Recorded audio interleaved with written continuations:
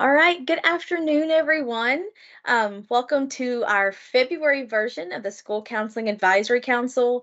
I'm Heather Bushelman, your program coordinator for comprehensive school counseling. So I'm very excited you all could join us today. Um, we have a full agenda today, so it's very exciting. We have a few different speakers and we have several different topics. But first, I want to say happy National School Counselors Week. For all of us who are school counselors, this is our week not only to celebrate what we do, but to draw attention to what we actually do in our buildings, seeing kids and collaborating, consulting with all the different stakeholders.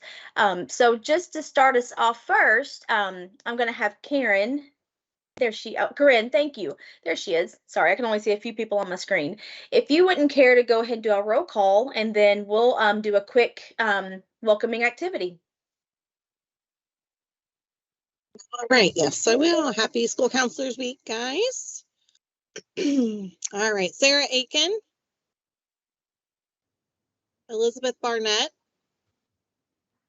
Sarah's here. I'm sorry. I couldn't unmute. I apologize. That's all right. Sorry, I was going a little quick. All right, Elizabeth Barnett. Kate Barron. I am here. Thank you. Calvin Brooks.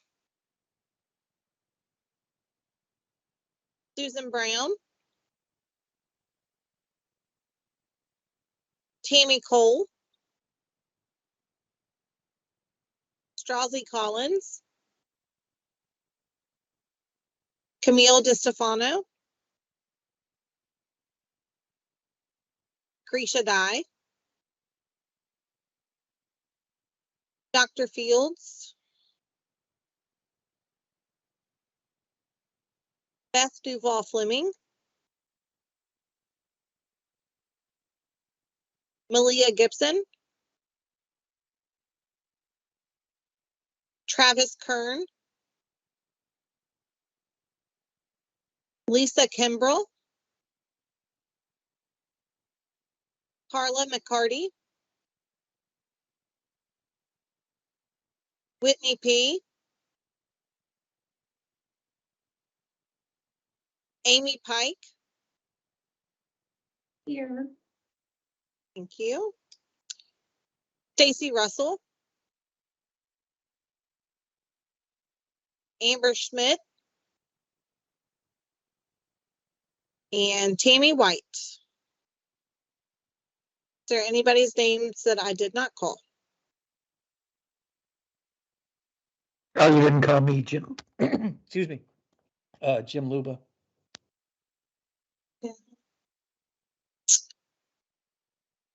All right. I do not have your name on the list. Heather, is he? He's going to be presenting about some data towards the end of the Okay, meeting. awesome. So he's not a Okay. school counselor. Yes, so he Okay. wouldn't be on our school counselor agenda. Thank you. Thank you. Sorry about that. I didn't That's okay. I'm glad you're here.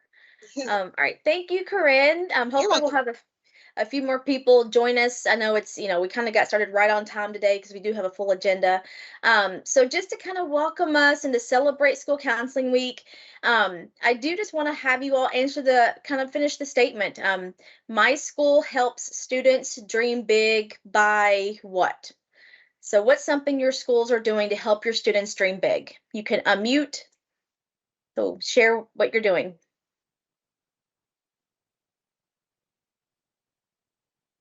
I filled it out earlier today, but I answered it by my school helps students dream big by meeting each individual student at their level so that we can best fit their needs. We focus on the whole child. Thank you. I love it. I love how you put a whole child.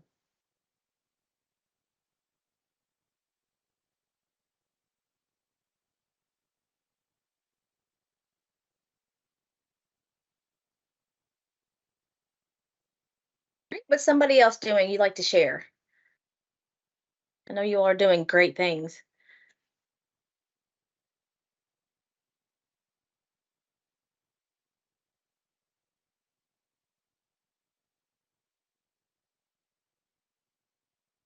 I know, Kate, I see you. What's something you're doing at your school to help your students dream big? I know your career fair is coming up in a couple months, but anything else? It is, but I don't want to share. I've been trying to win the gift card all week and I haven't gotten it yet. So I only have 2 more chances. When I filled this out today, it said, my school helps students dream big by giving them a safe space to explore interest and try new things. I like how you included safe space. Very important. Thank you for sharing. Okay. Well, I know we only have 2 more days, technically, I guess a day and a half left of school counselor week.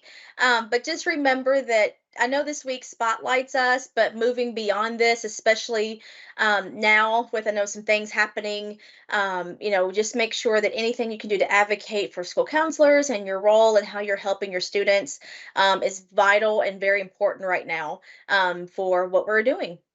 All right, so we have 3 and 4 different speakers that you're going to hear from today. We have a lot to review and just discuss.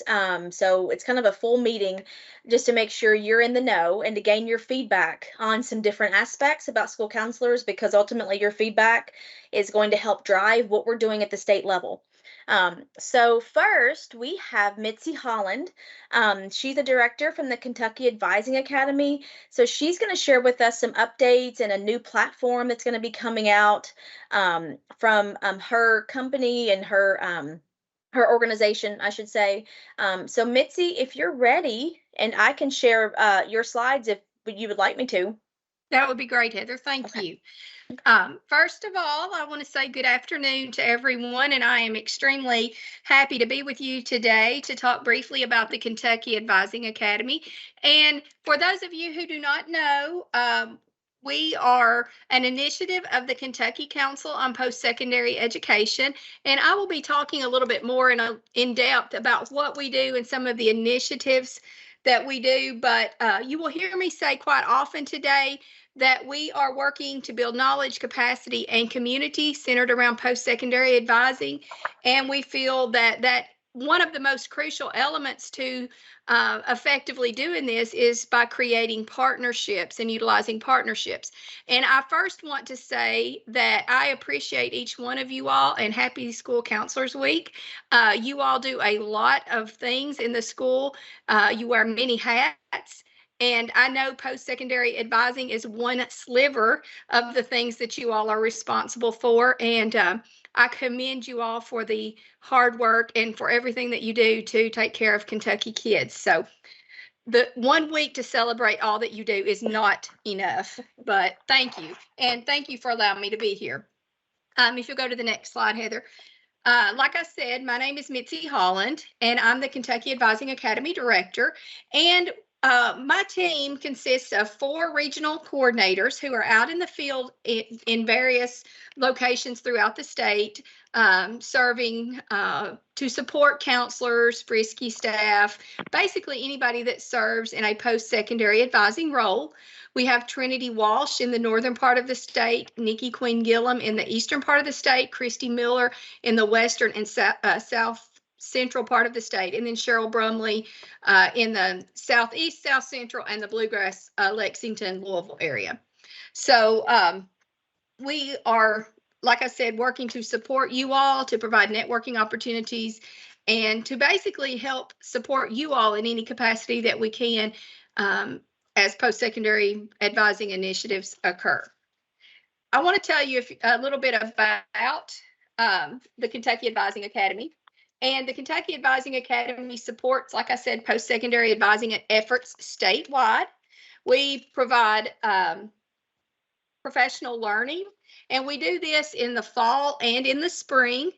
And we also have a monthly webinar and a podcast, and I'll talk more about that a little bit later on.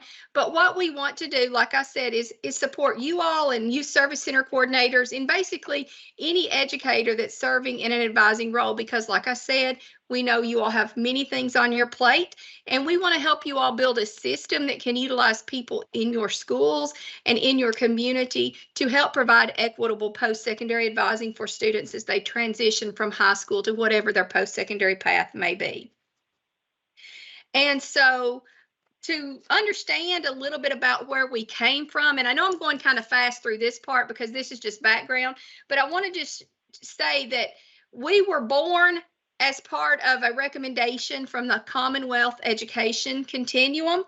And to understand where we came from, I want you to understand that the Commonwealth Education Continuum looked at several reports, and some of these reports you may be familiar with, but one that they looked at was the outcomes report for 2012 graduates. So they looked at that group of students 7 years after they graduated in 2019, and they noticed that out of 43,277 students, only 22% actually followed through and earned their bachelor's degree.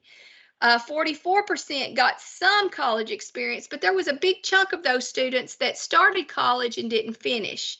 So we feel like that you all are doing amazing things on the secondary level to support the students, but sometimes something happens when they get to college, and you all know this because once students leave your building, sometimes it's hard to track and know where they go.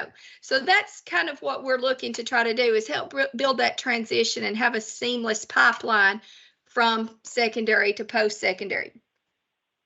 So we also know that there is a decline in college going rate. And so the CEC recommended focusing on, if you don't care, Heather, will you switch back to that one slide real quick? Mm-hmm. Yes. They wanted to focus on early post-secondary opportunities, and they wanted to focus on transition to post-secondary. So that's where we came into being from. And so if you'll go ahead, I'm sorry, I just couldn't remember the names exactly and I wanted to not mess it up. So they recommended that Kentucky have more post-secondary transitions advisors to help students plan and transition to and through post-secondary education. So some of your schools that have people serving as college and career advisors, I know that's a big help to you all because they can take some of that post-secondary piece off your plate, because you all are having to do testing and social and emotional learning and all of the things. So that was one of their recommendations. The other recommendation was that there be a comprehensive communications campaign to better equip high school students with the necessary knowledge to successfully transition to their post-secondary. So they had a lot more recommendations around FAFSA and improving instructional capacity and support. But irregardless, based on those recommendations, the Kentucky Advising Academy was born, and the initiative kicked off last October. And as I mentioned earlier, we have the 4 field staff, and those the field staff actually started in June, July, and August. So we've kind of hit the ground running. And when I say last October, it was a year ago, October, I should say. So anyway, I know that some of you may have joined us in some of our professional learnings, but that's kind of how we were born. Dr. Aaron Thompson, our president, along with the Council on Post-Secondary Education, the Education and Workforce Development Cabinet, Dr. Glass and Lieutenant Governor Coleman were all instrumental in this Commonwealth Education Continuum. So if you would go ahead, please, Heather. When we were looking at the research, and they interviewed lots of people and got a lot of feedback when they began working with this data and forming this group of people. And there were a few quotes that stood out and really resonated with me, as I'm sure they will with you all. Counselors do not always have enough capacity to support students with post-secondary planning. So, you all have tons of things on your plate and you want to do all the things, but there's only so many hours in the day and there's only one of you. So that is noted. Also, the enormity of what families are dealing with is so immense that college a lot of times is the last thing, because you've got to take care of those basic needs. And we realize that as well. And then also we realize that you are out there doing the best you can, but you're learning on the job. And you need more consistent training. You've got some counselors that have been at it for years and some that are just getting started. And there's constantly things changing, and we want to be here to help support that. the goal, like I said earlier, of the Kentucky Advising Academy is to build knowledge, capacity, and community. We do that by networking. We do that by hosting monthly webinars, podcasts, professional learning, where we bring all the counselors and Frisky people together at various locations across the state. And we allow you all to network and share ideas. And in the fall, we talked about identifying people within your schools that can help serve as advising partners. And in the spring, we're going to talk about how you can actually reach out into the community and tap into post-secondary institutions, business, industries, and organizations. During our spring session, like I mentioned, we will have people from institutions there to showcase partnerships that they have with local high schools. We will also have business, industry, and organizational representatives there serving on a panel, and we will have a Q&A session. Many of these guests will have experience of partnerships that they have formed with secondary schools and post-secondary schools, and they're going to talk about what they do, and they're going to talk about how their partnerships were formed, the pitfalls that happened, what they would have done differently, what they wish they had known. And a lot of these things, we're hoping that while they may not be something that you could use completely in your school, we're hoping that they're things that you can replicate and make work to fit the needs of your school and have those networking opportunities to speak to those individuals. You all know data proves that higher education is key to increasing lifetime earnings. We do not think that every student needs a 4-year degree, as you all probably agree. I mean, there are certain kids that are better suited for maybe a 2-year degree, or their career path only requires a 2-year degree, and that's perfectly fine.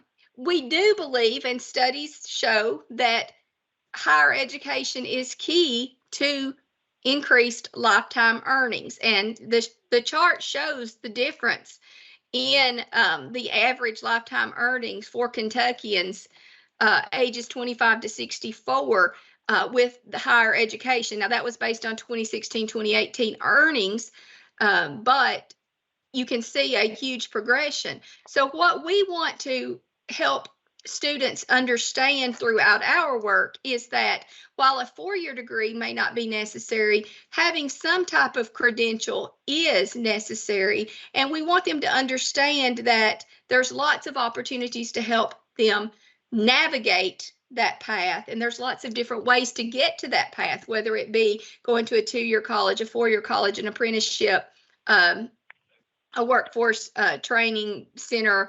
There's tons of different avenues and on and off ramps for that. So again, you know, I know that you all know all of this stuff. This is nothing that's new to you all, but we're here to support and bring awareness, I guess, statewide to all the other educators that maybe can help you and help you all, like I said, form partnerships and build capacity within your schools. If you'll go on to the next slide, Heather, this will allow you to register for our spring professional learning session. You can either scan the QR code or you can go to the website that's listed there. Our professional learning is regionally based. They're held at various KCTCS campuses across the state, and they are full day. They're in person. And they're open to counselors, Frisky staff, basically any educator that might serve in a post-secondary advising process. We realize that our CTE teachers are vital in advising processes. A lot of times you all can rely heavily on CTE teachers because they have been in the industry and can have a good insight that maybe some of the other folks in your building may not. I mentioned Frisky because they deal with a lot of the social and emotional and basic needs and help you all with those kinds of things. So we try to tap into all those groups. We, like I said, are talking about elevating partnerships and focusing on post-secondary institutions, community, and businesses. You will receive 6 hours of ELA credit if you're able to join us. And you can, like I said, register for the location that's nearest you. And I know that you all influence a lot of counselors statewide, and I would encourage you to share this information with those counselors and encourage them to attend. It's like I told Heather, we know that KDE and you all are doing awesome things, and we don't want to overstep anything that you're doing. We want to support what you're doing and help lift you all up and elevate your work. Okay. If you'll go to the next slide. I mentioned that, or Heather mentioned that we have a toolkit coming soon, and I'm very excited that in our spring professional learning, we will actually be able to release this toolkit. And if you come to our session, you will be able to actually look at the toolkit. You'll be able to navigate the toolkit and provide us with some feedback. And that is something that I'm very happy about, because I want feedback from people that are out in the schools. We would love to have your feedback about what you like, what you dislike, what you would like to be added.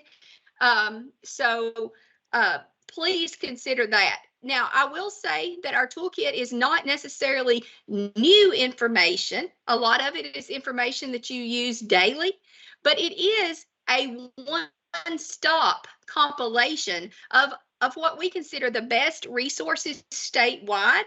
And so we are very much looking for the opportunity to showcase this to you all and to other counselors across the state. And, you know, Heather, I would like to, at some point, I need to talk to you about possibly, you know, can we connect the ILP to this in some way and maybe have a host site for that. So, you know, more details about that, and hopefully we'll get to talk about that a little bit more. But I am excited about that. Okay, if you'll go on to the next slide. And I mentioned that we have our webinars, and this month our webinar was actually this morning, and it focused on meeting the needs of underrepresented student groups. So this morning we focused on students that were non-English learners and students that had IEPs or 504 plans or maybe needed accommodations of some sort. So that was a very informational webinar. In March, Heather is going to be joining us, so we're excited about that, and she's going to talk all about the ILP and early career career readiness, the importance of that. So we hope that you will join us and Heather as she dives into all of that for counselors across the state. We have a podcast. You do not have to register for that, but it is released the first Thursday of every month, and it follows a similar topic as the webinar, but it usually looks at it in a different lens. So, for example, our podcast this time, we focused on Bowling Green Independent School District and how they are meeting diverse needs, and talked a lot about their Taronga High School, which is a high school for international students, and they meet them at the level that they are instead of, you know, meeting them at the grade that their age-based should be. So that was very interesting. We talked about that. All of our podcasts are available on major platforms, but you can go back and listen to our podcasts or watch any of our past webinars by visiting the CPE website. So I hope you all will take advantage of that. And I will say the March webinar, I apologize. I just now saw that date is incorrect. It is March 14th. We avoided the week of the 9th because that's ACT, and we knew y'all are going to be super busy. And so we wanted to push back, and I think it is March 14th instead of March 9th. So I apologize for that. They're typically the second Thursday. So, all right. And I encourage you all to stay connected with us. We are on Twitter, Facebook, and Instagram at Advising KY, and you can see our website there. So we welcome you to join us on those platforms. And we also have our website, and you can go on our website and sign up for our emails, our email distribution list, and we'd be happy to have you part of that. And if you'll go on to the next slide. I just, again, want to say thank you for having me, and I'm going to put my email in the chat here. And if you all have any questions at all, I would welcome you to reach out to me or to any one of our field staff. Again, we want to support you all and elevate your work and we are just very happy to have the opportunity to work with you all and hope that we can see you at some of our future events, and hope that you will share with your colleagues across the state about our work, and look forward to working together more collaboratively in the future. Does anyone have any questions for me before I mute myself and let Heather carry on with the rest of the meeting?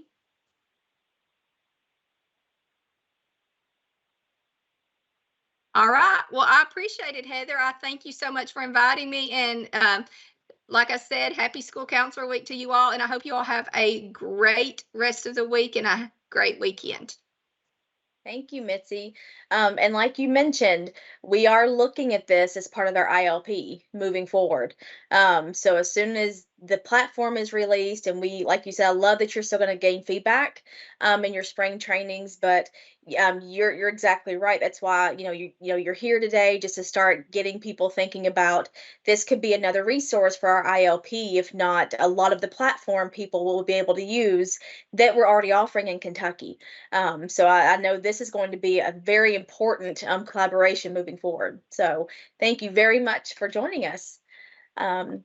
Okay, so next we have Judy. And I'm not seeing anybody on my camera. I just see my screen. Oh. Are you there, Judy? I'm here. I'm like, my KDE background was on. There we go.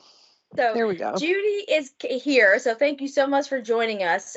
She's going to take a few minutes just to make sure for all of us, and then of course this is Stream Live, that we're aware of all the different updates with the early warning tool. Just to make sure that we understand all the different capacity that we can use it within our buildings. So, okay, go ahead, Okay. Judy. Great. Should I go ahead and share my screen, or I was going to share the actual live tool? Okay. But if you want to, I don't have. You can go ahead. It's towards the end, so I just have a few slides like for context before that.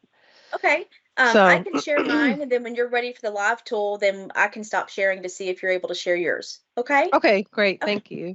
Mm-hmm. Okay, so, and thank you very much for allowing me to share with you all. Just some reminders about this tool.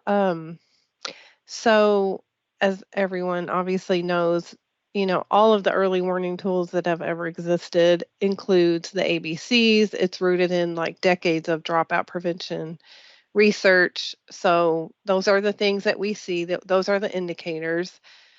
And our early warning tool that's available free to all districts and schools in Kentucky includes an additional part. So if you click the button, you'll see it's very unique.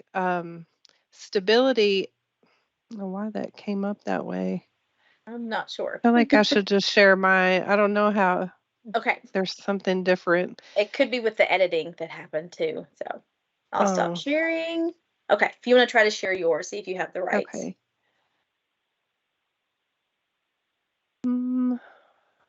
Okay. I'm just going to share my whole screen so then I could just toggle. Okay. So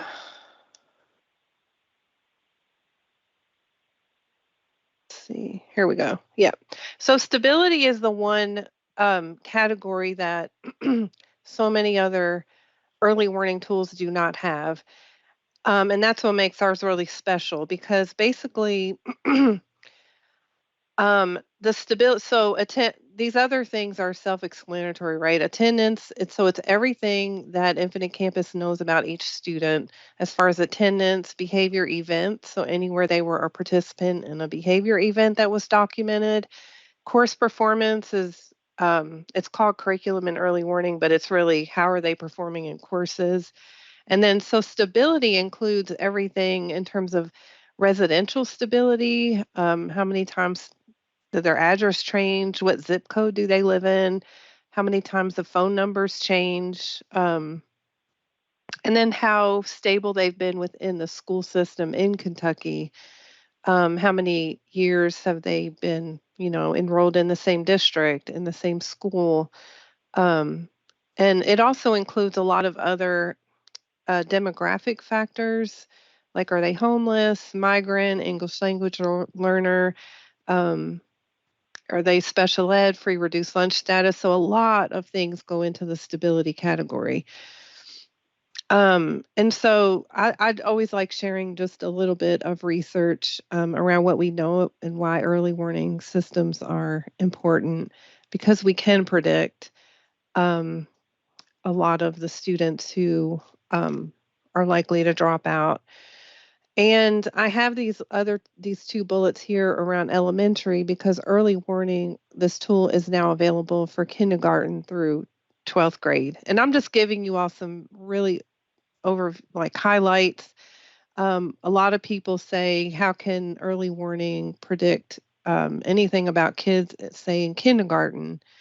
But the system uses machine learning, and basically what it's doing is it compares every student with students in the same exact school and what their outcomes were in the past. So it's comparing, for example, with kindergarten students, it can generate a score just based off their enrollment information. So obviously, the more information Infinite Campus has, the better, and the more you know meaningful the score is going to be in terms of like attendance and the course performance and that kind of thing. There's a whole a much longer training. I just again wanted to give some highlights. I also think it's really important just to remember, although you all very well know these things, just kind of, some of the reasons students drop out. And this particular work is multiple nationally represented studies spanning 5 decades, not what people think, but what the people and the students who left the school system said, why did they drop out? And it falls into these kind of collapses into these 3 categories: feeling pushed out, pulled out, and then feeling like they're falling out, right? It has to do with a sense of belonging, not feeling engaged. So just to kind of, you know, put this out, I think this is kind of really important context. And there, in Kentucky, we have a lot of data that can help us. There's a lot of these things, obviously, is determined. You're going to know this information determined by the relationships, or if you guys are doing screeners. But we do have, like in the school report card, one thing I did was just kind of map some of the items on the school, the quality of school climate and safety survey data that's available now for every school and district in Kentucky. So I think just as a reminder, those things are on the school report card. And we know how critical school climate is for all of the outcomes that we care about. It's the most important thing, and it's the most difficult to change, we know. Okay, so just to share, hopefully I'm still logged in here. Okay, so early warning is under counseling, under student information, and then counseling. So if you click on early warning, the first thing you're going to see is a distribution of, so this is basically what the whole school looks like. The scale is, we liken it to a credit score. The higher, the better. Now this, recognizing there are, just like with anything new, it takes a while to kind of get used to how this particular tool functions.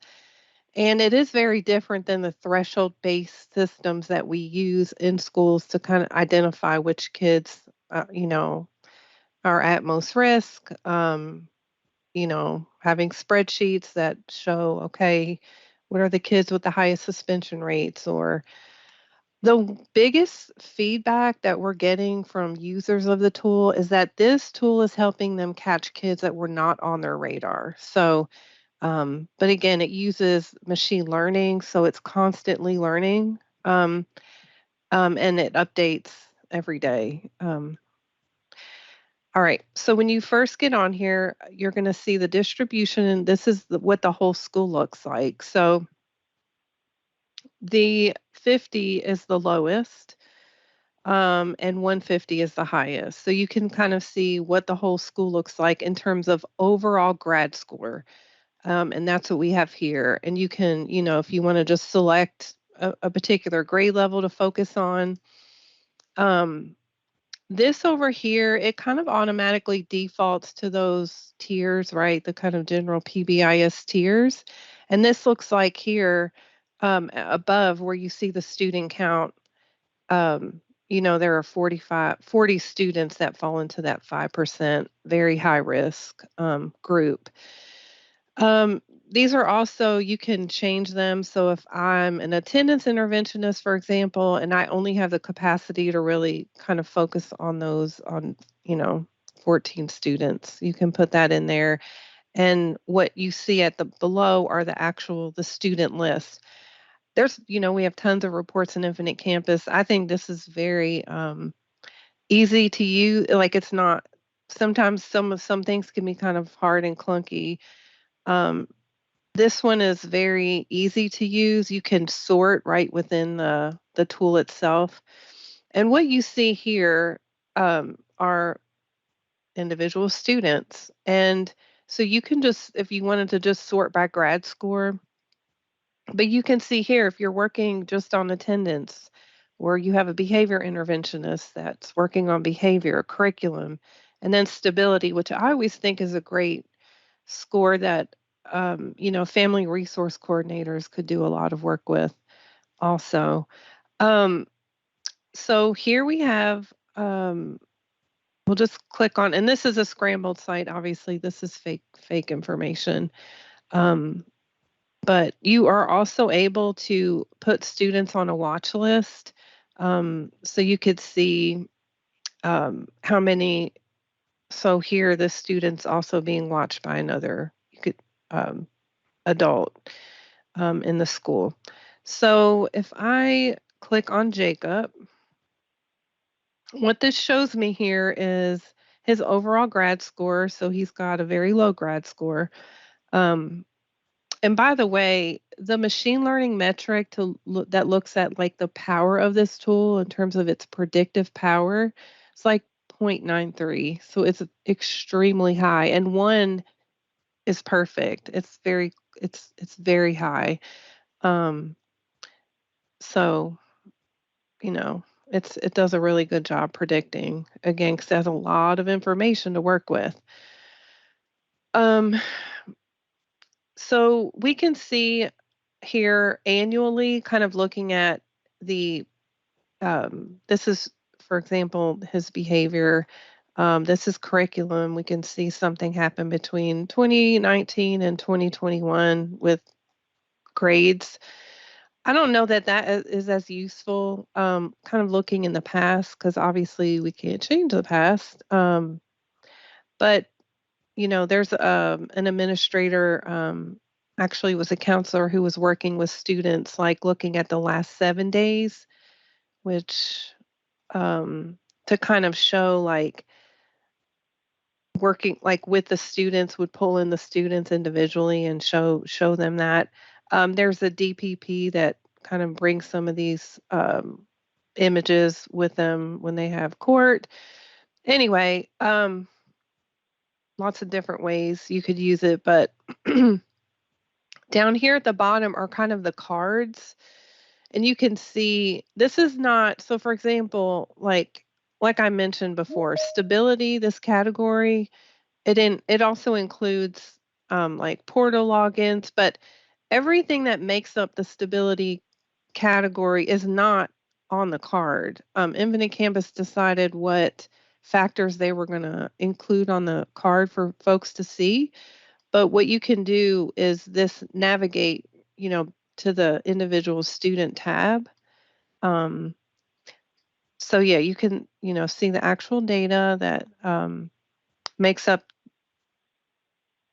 some key data points that make up the score, and navigate back. This opportunity for change is another kind of unique feature of our tool, which shows you that with this particular student, if there was an effective intervention on curriculum. So A is attendance, B is behavior, C is curriculum or course performance. You're going to yield, if you did an effective intervention on curriculum, you're going to yield the greatest impact on changing their overall graduation likelihood. So that's kind of the tool. We have about 65% of districts taking advantage of the tool. We know some districts have their own early warning systems that they're using. They are releasing some new features. Actually, today, they're releasing some new features that are brand new, like a whole nother section of early warning that's looking at kind of data visualization for all things assessment. But it's very brand new. So we're all still kind of wrapping our heads around it. And they're still taking, they're going to be taking feedback, the design team, about it. So we can definitely come back and share some of these brand new features that are being released with you all. Real quick, if you don't know, I just also wanted to share a really important report that's in Infinite Campus. It's under KDE reports, but it's called Transient Population. And this gives you, if you run the report, you can download. I'll just show you what the file looks like. So I think it's, really super helpful that you get a download of students in your school that you can then file and sort, and it has all of their demographic information you could sort from. Are they homeless? Are they in foster care, special ed? And basically to look at where are your really transient students. So it gives you information about the number of schools they've attended in the current year, and also historically, or have they been transient? But we know a lot of kids, have a very high risk that are moving around a lot. And resources, in terms of resources, there's a ton of stuff on our Persistence of Graduation webpage. If you click on the data tools page, it'll give you different kind of resources and videos and stuff if you want to look more into the tool. I just put, I think, the 3 most useful resources here. And then again, there's a whole full training that goes along just with this part of the early warning that I'd be happy to share with you at any time. So if anyone has any questions or comments.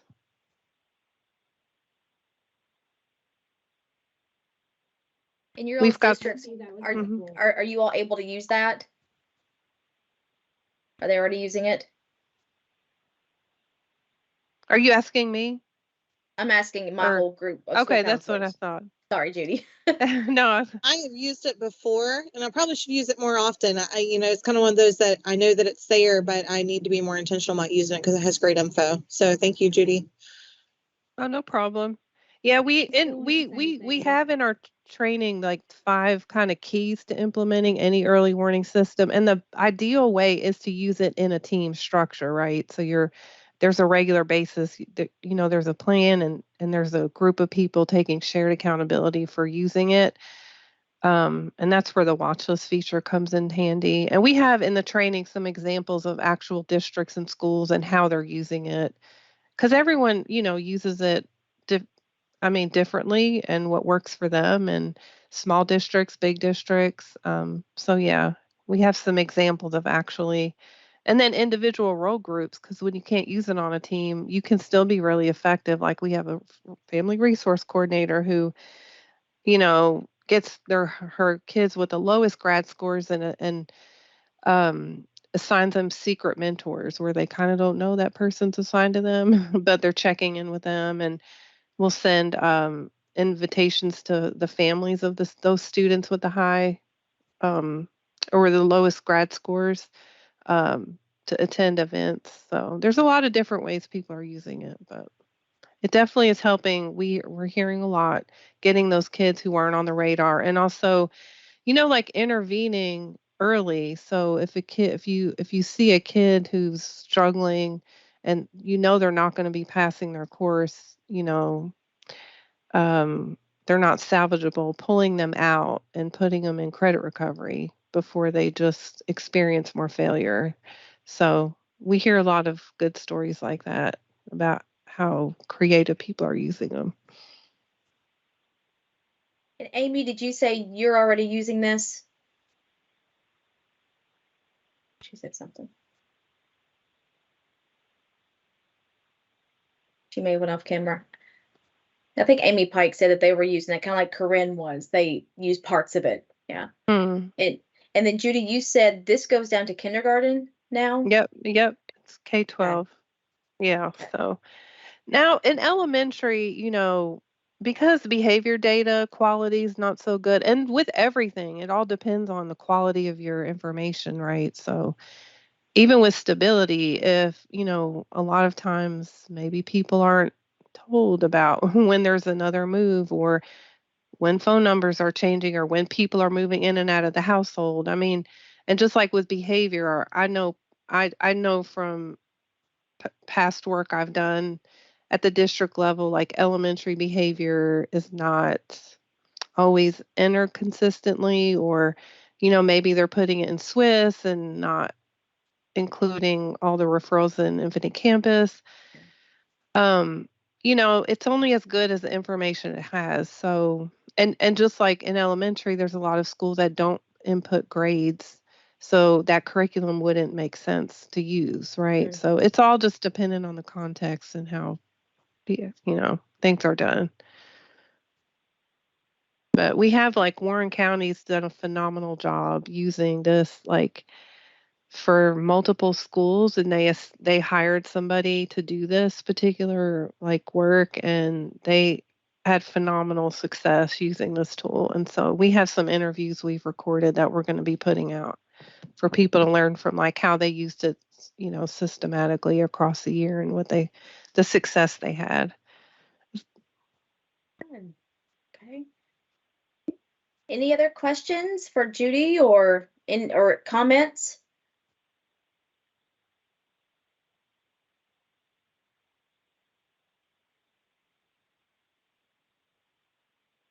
I think for sure it's a useful tool, Judy, because I could foresee some of that data being used for some of our data we take as counselors, our student outcome goals, and of course, attaching that to the school report card, which we always in our programs we want to be attached to something with that just to help our our advocacy. So, so I think for sure that could be useful. Especially, I like how you can match it with other people following the same kid.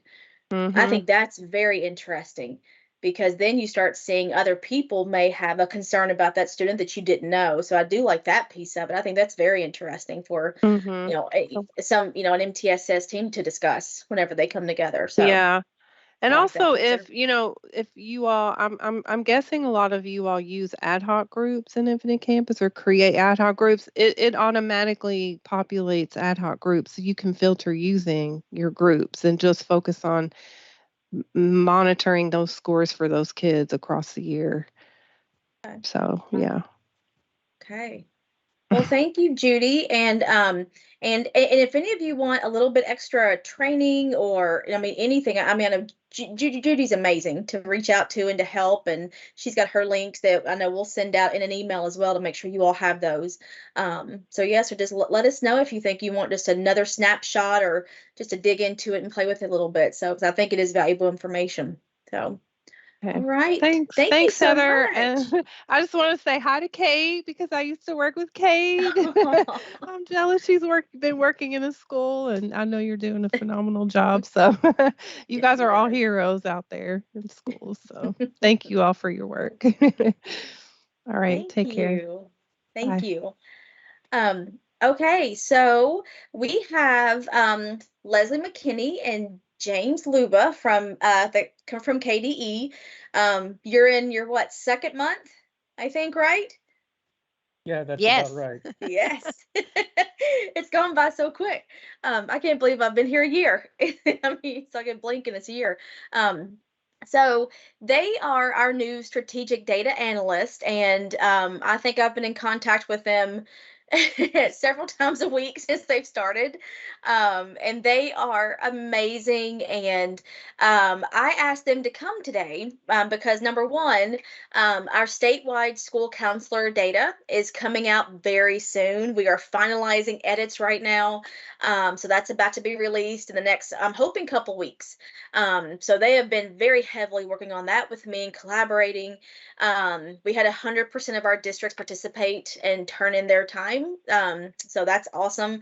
And they also created something that we are hoping to release statewide, but you get to pilot it first. And so they're going to show you a sample use of time tool because we do know part of school counseling is how do we spend our time? You know, Kentucky, in our legislation, we were supposed to be seeing students 60% of our time. That's what's recommended. But we need to start making sure we are doing that with fidelity. And when people ask about your data, you're able to pull it and show them what's happening versus just estimating or guessing. Because again, it's just going to be what's best for kids and help us discuss what we are doing in our schools. So they're going to show you a sample of a pilot spreadsheet that we're having several people practice on for 2 to 3 months. And we are looking to get your feedback, questions, comments, concerns with it. And then eventually we are releasing this statewide, not as a mandate or that you have to do it, but as an option to keep your use of time. So Leslie and James, do you all want to share your screens? I guess would that be easier? And you can navigate through it and show them what it looks like? Absolutely. Are you all able to see the Excel spreadsheet that's on the Yes. screen? Okay, Mhm. well, thank you, Heather. And Jim and I really are excited about this project. This actually came out of working on the research from the survey. And one of the things, and I think your last guest just pointed out, you know, it's the data is only as good as the data entry. And so what we were beginning to see were it was obvious that there were several folks who were struggling with how to record their time on that requested data entry that pushed into the counselor use of time report. And so we began thinking about a collection tool at the end of the year before next year's survey that maybe we could move to that would prevent some of those collection errors. But in doing that, we also thought there could be a need to assist counselors should they need that assistance in how to record their time and get a more accurate use of their time. And so that's kind of like, as you said, where this came from. It's a really simple tool. I'm going to take you through the 4 tabs. Know that it's a little raw, but our hope is that today you may have some suggestions that just hit you right off the bat that you think we need to make before we push this out to even pilot. And then obviously after the pilot, we're sure we'll get some feedback as to how this tool can better serve those folks wishing to use it. So Jim, I'm going to take the lead here, but Jim, you jump in if I've missed anything and we'll sort of get started. So essentially, this all works off of an Excel spreadsheet. You may have seen a similar type tool with the Association of School Counselors that really was a little bit more limited than this tool is. The idea behind this tool is that counselors on a monthly basis, daily basis, and annual basis can see what their time looks like in these various categories. So essentially, you're going to see 4 tabs at the bottom. And the first one is a directions tab, and it's just a really brief overview of the things you need to know about the spreadsheet, but also has the exact same language that's in the survey that goes out each year in terms of how do you categorize or classify your time. You're going to see that there are some buttons, some navigation buttons. This is just kind of letting you know what those are. I'm going to walk you through those. There'll be a QR code that lets them watch a short 5-minute video of how to use this tool. So if they haven't used it in a while and want to try again, they can watch that. They don't have to wait for any sort of meeting for that. And then most of this is hyperlinked. So I'm not going to spend a lot of time on this first page because you can always refer back to it. But essentially, you can navigate through this spreadsheet by using the tabs at the bottom or any of these icons. So to get started, we're going to start with the data entry page, and it's going to look a little bit cumbersome at first, but the nice thing is all you're doing are 3 simple things. First, you would type your name in the box at the top, and this is simply so that if you want to print out a report, it will personalize it to you. So if they type their name in that box up there, it's going to personalize their report a little later on. I do want to take you through these categories really quickly. You're going to notice that they are exactly the same as they are in that reporting tool that folks are required to do at the end of the year. So we have direct services, and those are broken up by the type, indirect services, other, and then those things that we call inappropriate. There is a spot here, and this is optional for folks to type in a task. So for example, if I wanted to type in one-on-one, if I wanted to type in one-on-one with MH, I could do that, but they don't have to fill in any of this. You're also going to notice that the time span here is much longer than anybody's workday, I hope. Okay, we did that because we know that folks start at different times. Elementary sometimes starts earlier, they end earlier. And so we wanted to make it flexible enough that anyone could use this. That is something I think we'll tweak a little bit moving forward, but that's why all those times are there. So let me just take you through what it might look like if I were filling this out. The goal is it would take no more than 5 minutes a day for folks to do this. They could do it throughout the day if they left this up on their desktop, or they could just simply do this as a part of the end to their day. But everything works off of X's. And so, for example, let's say I don't start till 8 o'clock. I could put an X here, and X here, meaning I'm not doing anything during that time work related, right? I haven't started yet.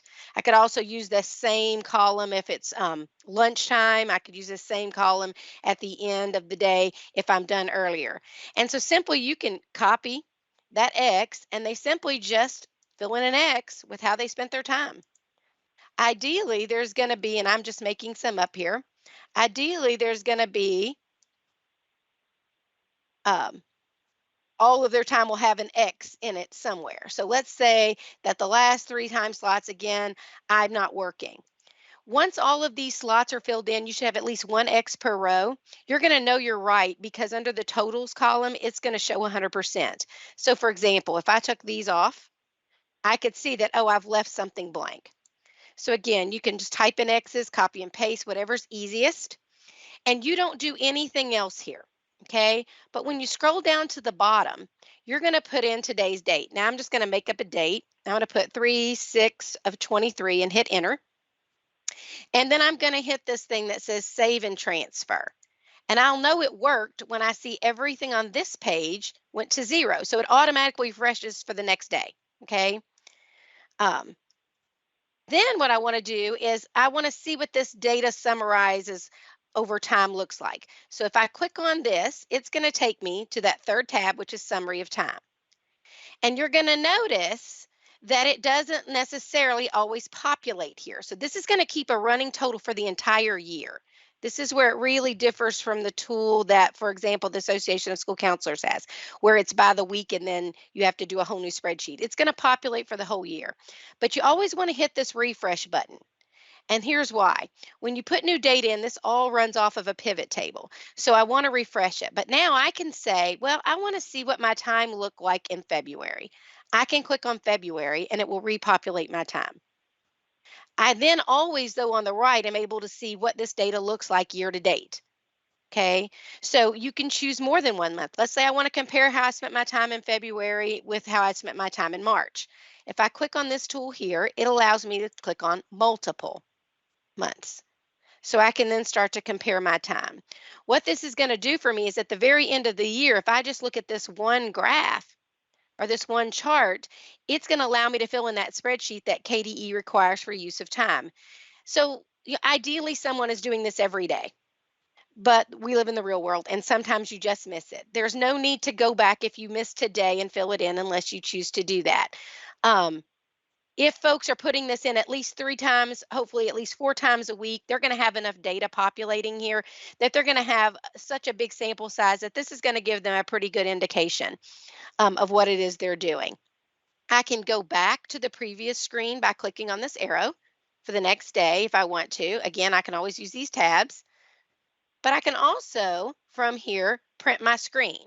So whatever I have up here, let's say again, I just want to do February and I want my year to date, and I'm going to a leadership meeting where I want to share with my leadership team that, hey, I'm spending a good amount of time on inappropriate activities. living in that real world, oftentimes that's hard to say, well, no, you've got enough time. You're not doing that. But if I hit print screen here, it prints out a report for me of what that looks like. It'll print it on one sheet. There's nothing to do here. You just simply go to File, Print, just like you normally would in a Word document or anything else. And it's going to print a nice Word document for whatever it is you chose to do. I can go back to that summary page. I can go back to that fill-in page.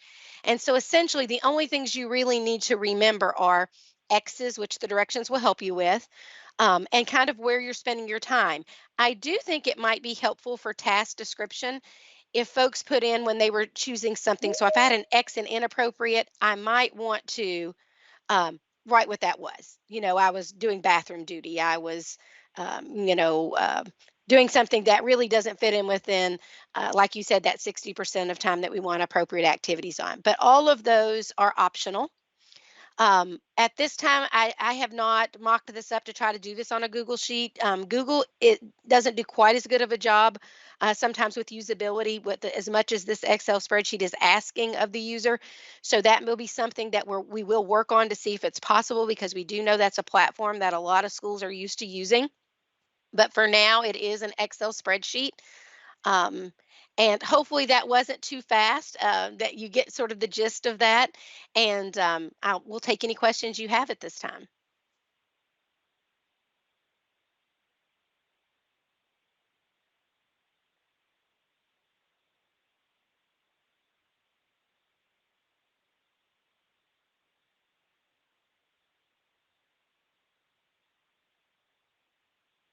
I have a question for all of you, and let me just say too that really Leslie deserves the bulk of the credit for working on this. But one thing that came up in a meeting yesterday was that out in the districts, a lot of the schools are on Google and have some problem using Excel.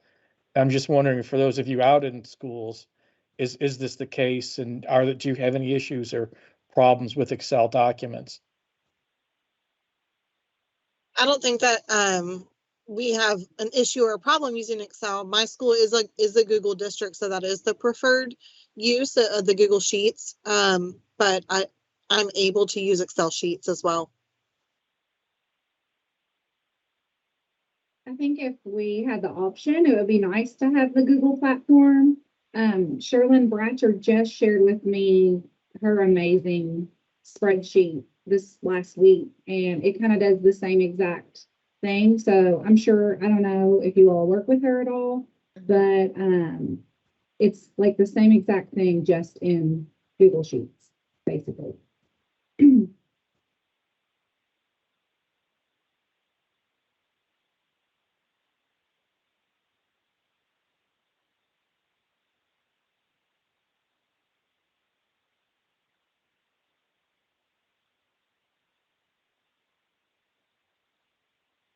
Okay, so it sounds like the option for Google would be nice to have either or, correct? Okay. Do you all see this as being valuable? I think is my first question before you all get to pilot it. Yes. We're not releasing it completely just yet, but yeah, because we kind of want you all to tear through it, and then you get to have all the feedback essentially. So and I know, Leslie, I know I had asked you, because you mentioned if you forget one day, what does that look like? And you said filling this out at least 3 to 4 times per week is best practice, correct? Yes, that's going to give you the most data points. I mean, obviously, if you're doing it once a week, you're looking at 36 data points. And while that's better than what a lot of folks have suggested they had to do, which is at the end of the year they kind of guessed. Obviously, the stronger the data points, the number of samples that we have, the stronger that it is going to be a reflection of what these folks do. And so, again, our goal here is really just to assist folks who need that, who don't have their own system of collecting that, so that when they do report at the end of the year, that their math matches up, to be quite honest. We struggled a lot with getting really clean data, and folks took the time to fill that out, and we want to make sure if they're filling that out that that is recognized as data that makes sense, that does add up to 100% of their time, and that is reflective of what it is they do, especially if it's going to go into a report where folks can see other districts eventually. And so we want to make sure that they have options to that. And certainly we'll reach out to Ms. Bratcher. I do not know who that is, but I'm sure Heather can point that out. And shoot, she may have something that's far better than what we've created here, and maybe she'd be willing to let you pilot it. So we will we can learn from each other. I think that is really our goal. Was just we saw a need and thought, hey, do you think something like this might help? So thank you to Heather for allowing us to kind of push into that sort of extra work, if it helps in the end. So we thank you. Yeah. Yeah, I will for sure reach out to Sherilyn. She's at GREC. She's an SEL specialist, and she was a school counselor for several years. So I've seen her spreadsheet, and so I'll see what hers has compared to what this one has to see how well it matches up. Because it just may save you maybe some work and having to recreate something too. So since she's already got a draft, because I know when we train, her spreadsheet is one thing we will use for the past year around the state, is just options for people to have of how to track their use of time. So yeah, so she's amazing. So yes, I can for sure get my hands on that for you all. So, okay. So, Heather, I'll also be willing. yes. Heather, I'll also be willing to share my Google spreadsheet. I think mine is very similar to what Sherilyn Okay. has. But I'll share that with you too, just to make sure, because I can't remember exactly if it's just like Sherilyn's or not, but that's just another option too to look at as well. So I'll share that with you. Yeah, great. Yep, I think between those two, and then of course what we've got here, but because it's like I know we were talking as Jim and Leslie have come in new to our data for our accounts for use of time, especially because we had every district fill it out this year. Every year we're going to improve the data and get it with more fidelity, more accountability. And so this is going to be a way where come November 1st, it's already finished. People don't have to try to ballpark it and try to estimate, oh, I kind of think it's this. I know for a fact my use of time is this on average for a whole year. So I think that's, to me, I think what the importance is. And I love how, Leslie mentioned, if you go to a leadership meeting and you have to show your data, you've got it. It's not a question. It's not, let me find that out for you, or let me, kind of look at my calendars. It's here. And you can't argue with data. So I foresee this being a game changer for a lot of people to, number one, advocate for what you're doing in your schools. And number two, to really shine a light on, statewide, how can we keep improving with what we are asking counselors to do, especially since we do have that 60% in our legislation, because we know a lot of states don't even have that. So what I will do is we will compile this at least first, and then I'll send an email out to the whole advisory council, and I'll give you some dates of when to kind of have it wrapped up. We're going to give you at least about 2 months, maybe 3 months, just to play with it, see how it goes, and then we want your feedback, because you're going to drive how this gets edited and fixed, and then eventually released for the whole state to use. So just have fun with it. I know it's data, but have fun with it. So because obviously we want to do anything to make your jobs easier. I wish I would have had this when I was a counselor. Okay. Anything else, Leslie or Jim, you'd like to share with our council?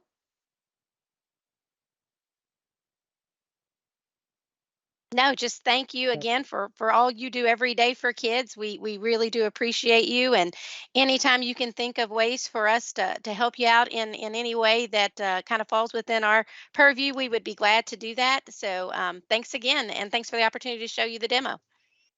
Okay. Well, we very much appreciate everything you're doing, and of course, like I said, they are collaborating with me on our use of time reports that are going to come out very soon, and they've been amazing. So it's been a great collaboration. All right. Well, thank you two for joining us today. We appreciate it. Okay. So to kind of wrap us up, we're just about finished. there's just a few updates I want to share with all of you, to share out with your schools, your districts, to make sure everybody hears it. The ILP documents are now updated. They are on the KDE ILP website. So there are several things that are now new and that are updated to help just guide the work for the ILPs. We are still working on some things with my committee, to look at some different platforms, more of a statewide consistent system, because we know right now there's some inequities with it. So we are really working hard to continue that process. But the documents, the highlights, we do have an elementary playbook now. Not that you're doing an ILP necessarily in elementary, but it starts the discussions more purposeful of college and career readiness, academics, discussing the ILP some in elementary just to kind of get them ready for what's going to happen and start in 6th grade. So that's new. And then the middle and high schools, those playbooks have been updated. So there are some new activities, some new ideas to share, some talking points, some conversation starters. We've also included a lot more of the SEL based, just research behind everything with the ILP, because we do know SEL being kind of it is the plate for everything we do. We've really connected that with your college and career and your academic readiness that we are doing with our students. So you will see that fluidly throughout every playbook. So it's not a separate entity as much. It encompasses all 3 domains. Us as school counselors, we know that we are experts in and we're servicing our kids for. There's also a stakeholder document now. Our committee really discussed how there's not a lot of buy-in for the ILP, and it's really based on how it is rolled out and how it's presented to our districts. So we do have a stakeholders talking point document for the coordinator, whether it's your school counselor, it's a college career coach, whoever it is. And this document has talking points for your students, your staff, and your families, because we are finding a lot of people really struggle to understand the why behind it. What's the purpose? We know what's in law, we have to do it, because they always, I think, go back to the career cruising days, and that's not at all what it is. It is meant to drive our students' post-secondary options, to figure out what they're good at, their strengths, and just to give them ideas of here's what you can do as you build every year based on your talents and your awareness and working with others. And of course, with your families, I think it's important for them and your staff to understand, and your students, it's ownership in their classes. It's very individualized with how they build every year, especially towards high school, and what options they do have versus just a one size fits all. So those are very important stakeholder points that we have in a document. And then of course the guidance and the resources. Those 2 documents are updated as well. So they're on the site, so you can download those, start, just looking at those and using them as needed. But again, we're still progressing, just to make it a little bit of a better system statewide, because we do know how individualized it is supposed to be for our students and not just necessarily the platform they're using to checklist. You will find timelines. And I think a lot of people I know have asked for those, of just a sample timeline, 6th grade through 12th grade, of sample activities that you could complete with your students. So it progressively shows from 6th grade to 7th to 8th what could be added on every year. So you're not doing the same things every year. That's also included in your playbooks. So I hope, I know our committee really worked hard on those to make sure in their roles, because they are in schools, they're in co-ops, they work for the state. So we had a lot of different stakeholders, their parents, just to understand and help you all navigate the ILP just a little bit more efficiently, and especially for our students. So those are ready. And then if you got to join us Tuesday, we had our statewide cadre for the whole day, for our summit, and we had the school counselors for MTSS. They joined us for the morning and went over just basic, what does MTSS look like in the school counseling world? How do we embed tier 2 and tier 3? What does that look like? How do you drive that work with data? It's very fluid. And then in the afternoon, I got to present with Dr. Melissa Wainwright, who is our MTSS director at KDE, and we released our Kentucky School Counselor MTSS model.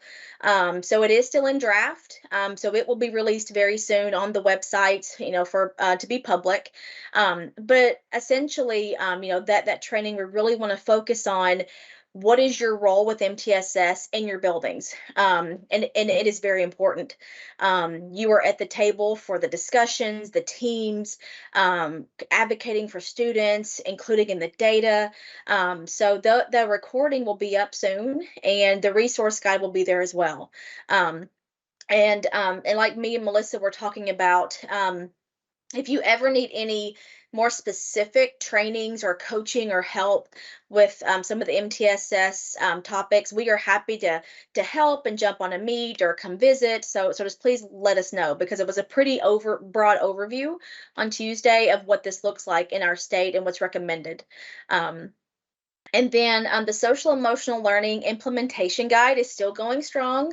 Our co-ops are continuing their work. They're hoping to have it finished by May. So you may see that start coming out over the summer for a statewide guide for all stakeholders. It's not just for counselors. It will have a district and a school and a classroom implementation portion to the guide. So that's exciting. Based on their work and their trainings at the cooperative. So be on the lookout for that. And of course, Castle is involved with everything that they've been doing with it. And then I'm going to put a feedback form in the chat in just a second. We are collecting ideas for what you feel like is the most needed topics for our cadres next year. Everything we did this past year was based on our statewide feedback.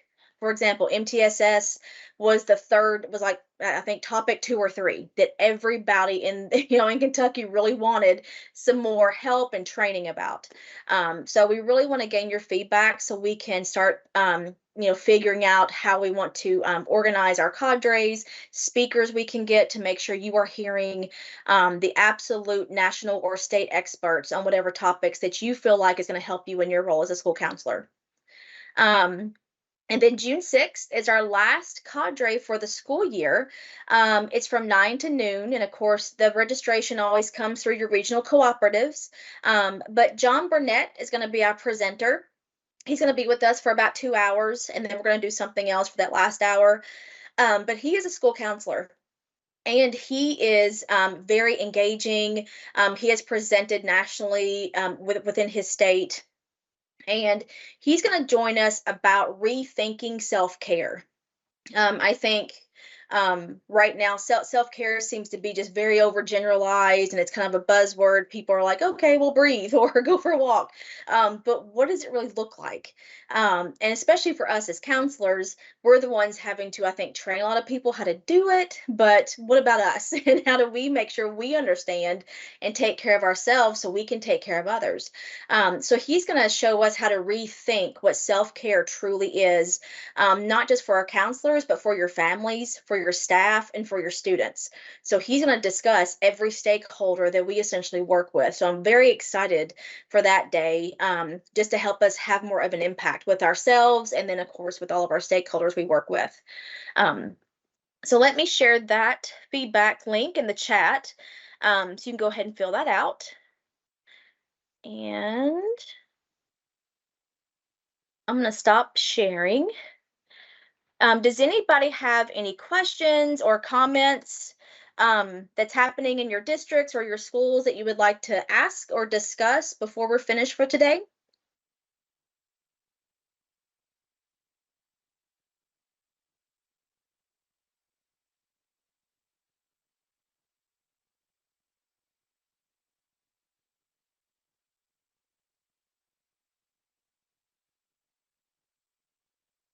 Okay. Well, if you think of something, of course, always email me. And you'll be seeing an email from me by tomorrow with the pilot for our use of time document. Our next meeting is June 1st. It'll be the last meeting of the school year for our advisory council. So that will be, of course, at 2 o'clock, like usual. And between now and then, you will be doing your use of time pilot. And so I'm really excited to see the feedback from that, because I know between me, Leslie, and Jim, we are very excited to get that out.